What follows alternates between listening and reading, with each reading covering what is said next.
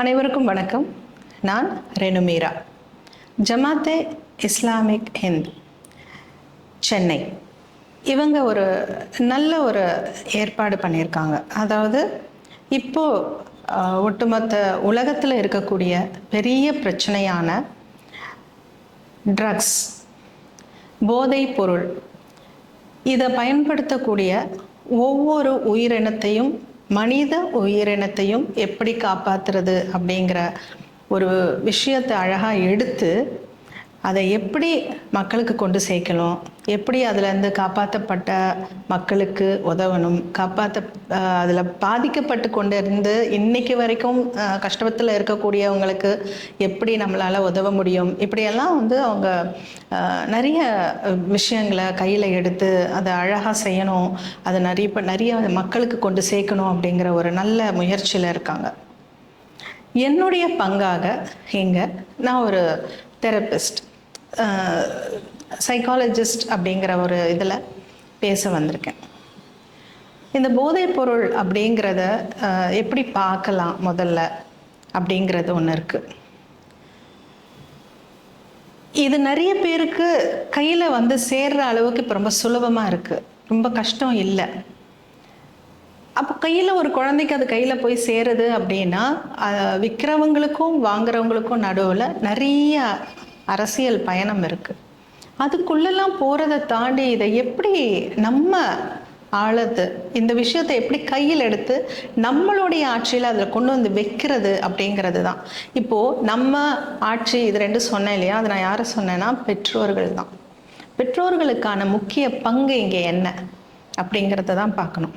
நிச்சயமாக எல்லா பெற்றோர்களுக்கும் நான் வேலைக்கு போகிறேன், நான் குடும்பத்துக்காக தான் உழைக்கிறேன், இவ்வளோ பணம், இவ்வளோ உழைப்பு எல்லாமே நான் குடும்பத்துக்காக தான் போடுறேன், என் குழந்தை நல்லா படித்து நல்லா வரணும்னு ஆசைப்படுறேன் அப்படிங்கிறது தான் ஒவ்வொரு பெற்றோரும் சொல்கிற ஒரு நல்ல விஷயம். ஒத்துக்கிறேன். அப்பா அம்மா வேலைக்கு போகிறவங்க இருக்காங்க, அப்பா மட்டும் வேலைக்கு போகிறாங்க, அம்மா வீட்டில் இருக்கவங்க இருக்காங்க, வீட்டில் இருந்து வேலை பார்க்கக்கூடிய பெற்றோர்கள் இருக்கிறார்கள், வீட்டில் இருக்கக்கூடிய தாத்தா பாட்டி, அத்தை மாமா சித்தி சித்தப்பா, இந்த மாதிரி உறவு முறைகள் இருக்காங்க. அவங்களும் நாங்களும் வேலைக்கு தானேங்க போகிறோம், நாங்களும் உழைக்கிறோமேன்னு சொல்கிறாங்க. சரி, நம்ம உழைக்கிறோம், குழந்தைகள் நல்லா படிச்சிடணும், எந்த தீய பழக்கத்திற்கும் உள்ளே போகக்கூடாது. இதற்கு எல்லாத்துக்கும் நடுவில் ஒரு லைன் இருக்குல்ல, அதை ஃபில் பண்ணுறது யார்? அதுதான் இங்கே கேள்வி. அந்த லைன் என்ன? சரிங்க மேடம், நீங்கள் என்ன சொல்ல வரீங்கன்னு தெரியும், நாங்கள் நேரத்தை ஒதுக்கணும்னு சொல்கிறீங்க, எங்களுக்கு எங்கே இருக்குது நேரம்? காலையில் எழுந்து சாப்பாடை கட்டி குடும்பத்துக்கு கொடுத்துட்டு நாங்களும் சாப்பாடை எடுத்துகிட்டு வேலைக்கு போகிறோம், அங்கேருந்து வீட்டுக்கு வரோம், எங்களுக்கு டைமே இல்லை அப்படின்னு சொல்கிறீங்க.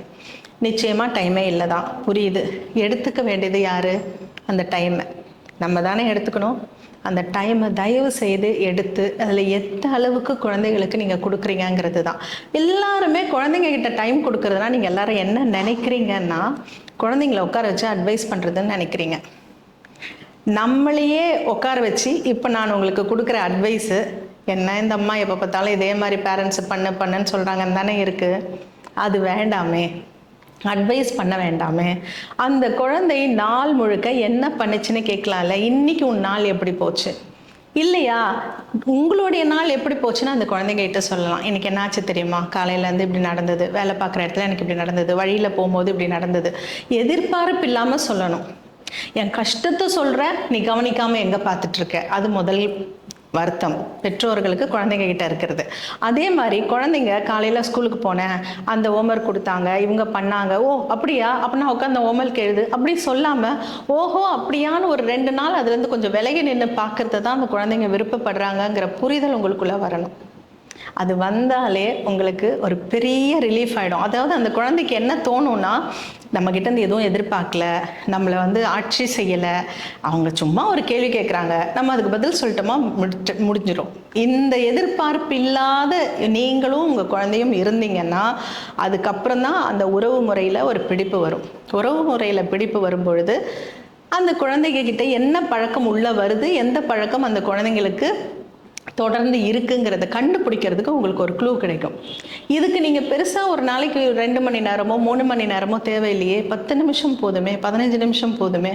யாருக்காக நீங்கள் உடல் உழைப்பு உங்களுடைய எல்லாத்தையுமே கொடுக்குறீங்களோ அவங்களுக்காக உங்களால் ஒரு 10 நிமிஷம் எடுத்துக்க முடியாதா? இந்த முயற்சி நீங்கள் செஞ்சால் அந்த குழந்தைக்கு ஒரு பெரிய ஒரு எதிர்காலம் இருக்குங்கிற ஒரு புரிதல் உங்களுக்கு இருக்கணும். இப்போ நான் சொல்கிறது எல்லாமே இந்த first standard, second standard, third standard, fourth standard பசங்களுக்கு. அதை தாண்டி வரக்கூடிய வயது ஆரம்ப காலங்களில், அதாவது எங்கள் காலத்துலலாம் எப்படி இருக்கும்னா, ஒரு 10th எல்லாம் முடித்ததுக்கப்புறம் தான் சில விஷயங்கள் எல்லாம் உள்ளே வரும் வாழ்க்கையில். காதல், அப்புறம் சினிமா, இப்படிப்பட்ட விஷயங்கள். ஆனால் இப்போ இருக்கக்கூடிய குழந்தைங்களுக்கு 6வது படிக்கும்போதே அந்த மாதிரியான வாய்ப்புகள் அதிகம். ஏன்னா கையில் வந்து மொபைல் இருக்குது, அதில் நிறைய விஷயங்கள் குழந்தைகள் பார்க்கறதுக்கு வாய்ப்பு இருக்குது. அதெல்லாம் தவறுன்னு சொல்ல முடியாது. டெக்னாலஜி வளர வளர சில விஷயங்களை நம்ம அக்செப்ட் பண்ணி தான் ஆகணும். அப்போது இதை எப்படி கையாளுறது அப்படின்னா, நீங்கள் அந்த குழந்தைங்கக்கிட்ட நெருங்கி பேச பேச, இந்த மாதிரி சின்ன வயசுலேருந்து பேசும்போது தான் அந்த நிலையில் இப்படிப்பட்ட விஷயங்கள் எல்லாம் அந்த குழந்தைங்களுக்குள்ள பயணிக்குது, இந்த குழந்தைகள் இதெல்லாம் கடந்து வருதுங்கிற ஒரு புரிதல் உங்களுக்குள்ளே வரும். எடுத்த உடனே வந்து ஐயோ இல்லை இல்லை இதெல்லாம் தப்பு செய்யாத அப்படி இப்படின்னு கத்தி கூச்சல் போட்டு கலாட்டா பண்ணி எதுவுமே பண்ணாமல் இருக்காங்கிற அந்த டெக்னிக்கை தெரிஞ்சுக்கிட்டா மட்டும்தான் அது நீங்கள் கையே ஆள முடியும். இல்லைன்னா விட்டுருவீங்க. உங்ககிட்ட பகிர்றதுக்கு பதிலாக பெட்டர் போய் ஃப்ரெண்ட்ஸ் கிட்ட சொல்லலாம். இல்லைன்னா நிறைய குழந்தைகள், இப்போ நான் ஒரு இந்த உளவியலாளராக இருக்கிறதுனால என்கிட்ட வரக்கூடிய கேசஸ் நான் உங்ககிட்ட பகிர்ந்துக்கணும்னு நினைக்கிறேன். நிறைய சின்ன பெண்கள் இப்போ இந்த பாலியல் வன்கொடுமை எல்லாம் சொல்கிறாங்க இல்லையா, ரொம்ப மிரளக்கூடிய விஷயம் என்ன தெரியுங்களா? நிறைய பெண் குழந்தைகள், சின்ன குழந்தைகள் ரொம்ப வயதுல ரொம்ப மூத்த ஒரு ஆணோட வந்து ஒரு தயக்கமே இல்லாமல் நெருங்கக்கூடிய சூழல் இருக்கு. ஏன்? வீட்டில் அந்த வேக்யூமில் தான் அது வந்து உள்ளே வருது. இப்படிப்பட்ட உணர்வுகள் உள்ளே வருது. அந்த வேக்யூம் வீட்டில் கொடுக்காம இருக்கணும். எடுத்த உடனே ஒரு ஹராஸ்மெண்ட் மாதிரி பண்ணாத, செய்யாத, இது செய்யக்கூடாது, இது பண்ணக்கூடாது, இதெல்லாம் சொல்லாமல் இங்கே நெருக்கம் இருந்தால் தானே வெளியிலேருந்து நெருக்கம் உள்ளே வராமல் இருக்க முடியும். இவ்வளோ விஷயங்கள் இதில் இருக்குது. நிறைய லேயர்ஸ் இருக்குது. உளவியல் பார்வைன்னு நம்ம உள்ளே போயிட்டாலே நிறைய லேயர்ஸ் இருக்குது. அந்த லேயர்ஸை ஃபில் பண்ணக்கூடிய ஒரே ஆயுதம் பேரண்டிங் மட்டும்தான். நம்ம அந்த பெற்றோர்கள் மேலே மட்டும்தான் இந்த லேயர்ஸை ஃபில் பண்ண முடியும். வெளியில் இருக்கிற யாராலையும் முடியாது. நம்ம நிறைய நேரங்களில் என்கிட்ட பெற்றோர்கள் கொண்டு வர ஒரு பெரிய ஒரு விஷயம் என்னென்னா, ஸ்கூலில் தான் குழந்தைகள் நிறைய நேரம் இருக்காங்க, டீச்சர்ஸ் தானே முழுக்க அவங்க ரெஸ்பான்சிபிலிட்டி எடுத்துக்கணும் அப்படின்னு. ஆனால் டீச்சர்ஸோடைய ரெஸ்பான்சிபிலிட்டி அவங்கக்கிட்ட எந்த அளவுக்கு இருக்கோங்கிறத நம்ம புரிஞ்சுக்கணும். அந்த டீச்சரோட நிலையில் இருந்து நம்ம பார்க்கும்போது ஒரு வகுப்பில் எத்தனை குழந்தைகள் இருக்கிறார்கள்னு நம்ம கொஞ்சம் கவனிக்கணும். 40 குழந்தை, 30னே வச்சுக்கோங்களேன். அவ்வளோ குழந்தைங்க கிட்ட போய் ஊடுருவி பார்க்குறத விட அவங்க வீட்டில் இருக்கிற குழந்தைங்கள அவங்கவுங்க ஊடுருவி பார்த்து கொண்டு போய் கொடுக்கும்போது ஃபில்டராகி வர இடத்துல அந்த டீச்சர்கிட்ட கொடுத்தா அவங்க இன்னும் அவங்களுடைய வேலை சுலபமாக இருக்கும். நம்மளும் நம்ம குழந்தைய பற்றி நிறைய விஷயம் தெரிஞ்சு சொல்லணும். இன்னொருத்தவங்க சொல்லி நம்ம குழந்தைய பற்றி நம்ம தெரிஞ்சுக்கிறதுக்கு பதிலாக நாம் நம்ம குழந்தைகளை அதிகமாக தெரிஞ்சுக்கணும் அப்படிங்கிறது நான் குறிப்பாக இந்த இடத்துல பதிவு பண்ண விரும்புகிறேன். குழந்தைகள் வந்து இந்த மாதிரியான பழக்கங்களுக்குள்ளே போகிறாங்க அப்படின்னா முதல்ல ஏன் போகிறாங்க, அப்படி போயிட்டாங்கன்னா அது எப்படி நம்ம கண்டுபிடிக்கிறது, இது ஒரு கேள்வியாக என்கிட்ட வருது. அப்போது நல்லா கலகலன்னு சிரித்து பேசுகிற குழந்தை, எதுவாக இருந்தாலுமே அடம் பிடிக்கிற குழந்தை, ரொம்ப வந்து என்ன சொல்கிறது, ஒரு ஆத்திரம், தொட்டதுக்கெல்லாம் கோபம் வருது அப்படின்னா இது நார்மல். அப்படி இருக்கக்கூடிய குழந்தை என்ன பண்ணணும்னா கொஞ்சம் கொஞ்சமாக உங்கள் கண்ணை பார்த்து பேசுகிறத குறைச்சிடும். எல்லா பெற்றோர்களும் இதை கவனிக்கணும். நல்லா பேசிகிட்டே இருக்கும், ஆனால் கண்ணை பார்த்து பேசுகிறத குறைச்சிடும். அதுதான் ஃபஸ்ட்டு இண்டிகேஷன். அடுத்தது, வீட்டில் இருந்து சின்ன சின்ன பொருட்களோ அல்லது காசோ திருடு போகணும். அப்படி திருடு போச்சுன்னா அது அடுத்த லெவல் குழந்தைகள் போகிறாங்கன்னு அர்த்தம். குழந்தைங்களை பொறுத்த வரைக்கும் அதுக்கு கொஞ்சம் காசு தேவைப்படும். காசாக கிடைச்சா சந்தோஷம், காசாக கிடைக்கலன்னா பொருட்களாக எடுக்கிறாங்க. சில குழந்தைகள் பொருட்களை எடுத்து எங்கே விற்கிறா, என் குழந்தையெல்லாம் பொருள்லாம் திருடாது, என் குழந்தையெல்லாம் விற்காது. இல்லை, ஒரு பொருளுக்கு பொருள் அப்படிங்கிற ஒரு கான்செப்ட் இந்த வட்டாரத்துக்குள்ள நிலவிட்டு இருக்கு. அது என்ன பொருளுக்கு பொருள் அப்படிங்கிறத வந்து நீங்க தான் கண்டுபிடிக்கணும். இன்னொரு விஷயம், சரியா சாப்பிட மாட்டாங்க.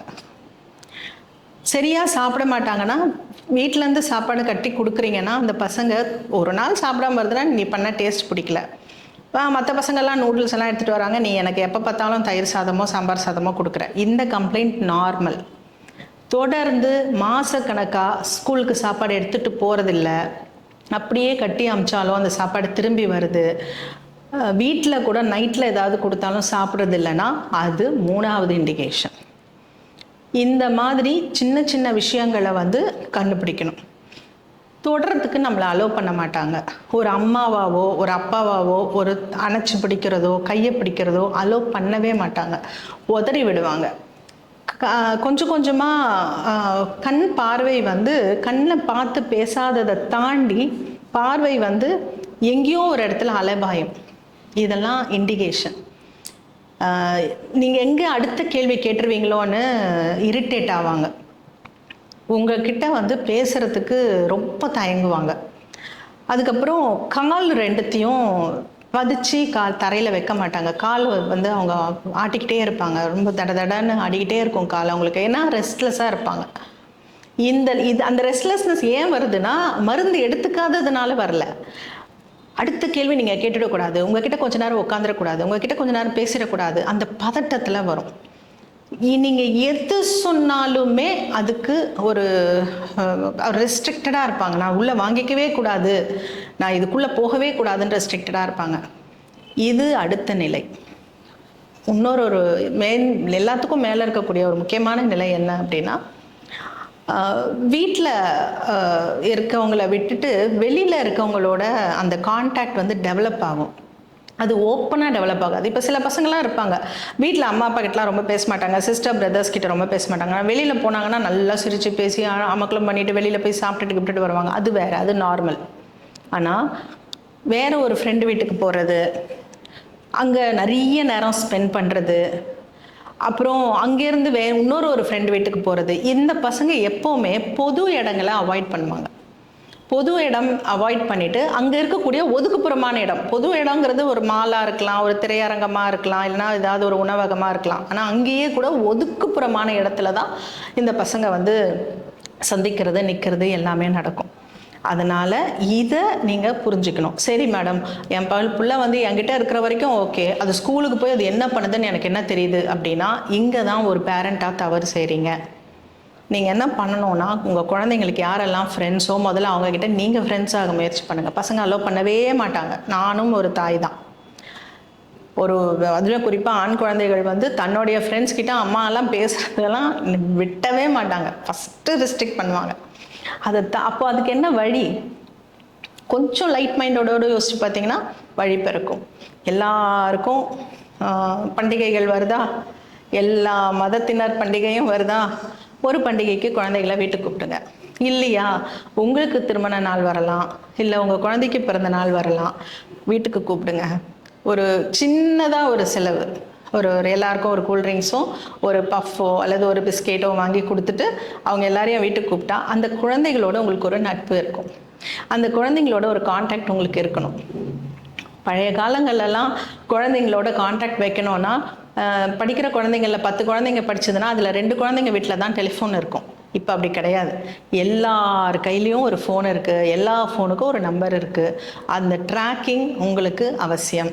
அந்த ட்ராக்கிங் இருக்குது உங்ககிட்ட அப்படின்னா அந்த குழந்தைக்கு ஒரு தைரியத்தை நீங்கள் எப்போ கொடுக்கணும் தெரியுமா? அந்த ட்ராக்கிங் நம்பரை யூஸே பண்ணாதீங்க.